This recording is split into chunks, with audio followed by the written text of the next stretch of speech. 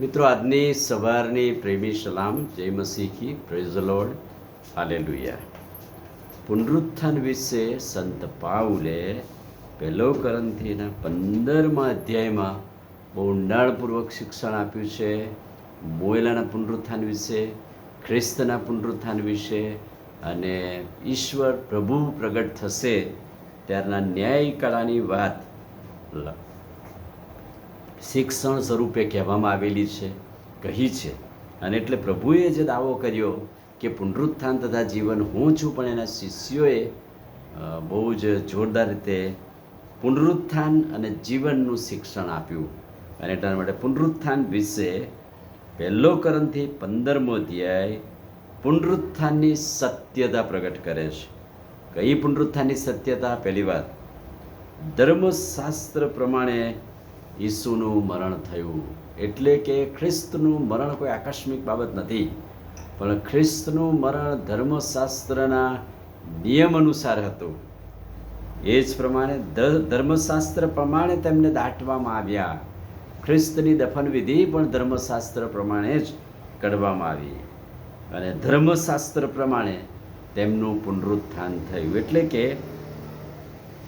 મોયેલાનું પુનરુત્થાન જે છે, સજીવન થાય છે, ઉઠાડાય છે, એ વાત પ્રગટતા કરતા પાઉલ કહે છે કે ખ્રિસ્ત પણ પુનરુત્થાન થયું, ખ્રિસ્તનું પણ પુનરુત્થાન થયું. અને કલમ 13 શું કહે છે?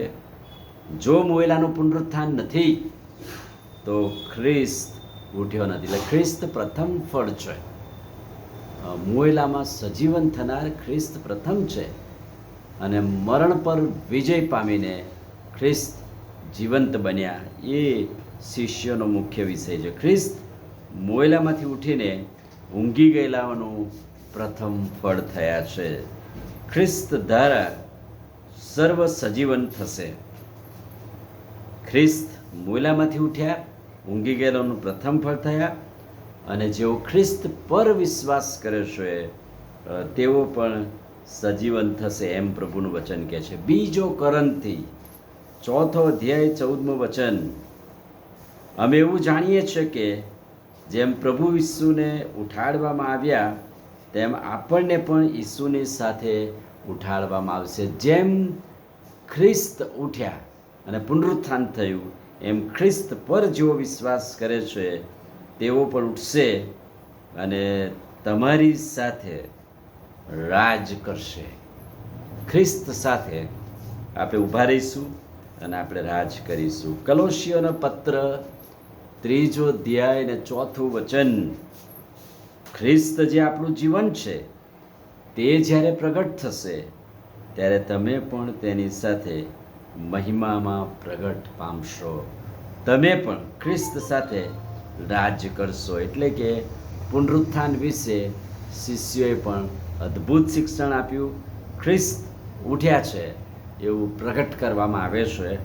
ખ્રિસ્ત મોયેલાનું પ્રથમ ફળ થયા છે.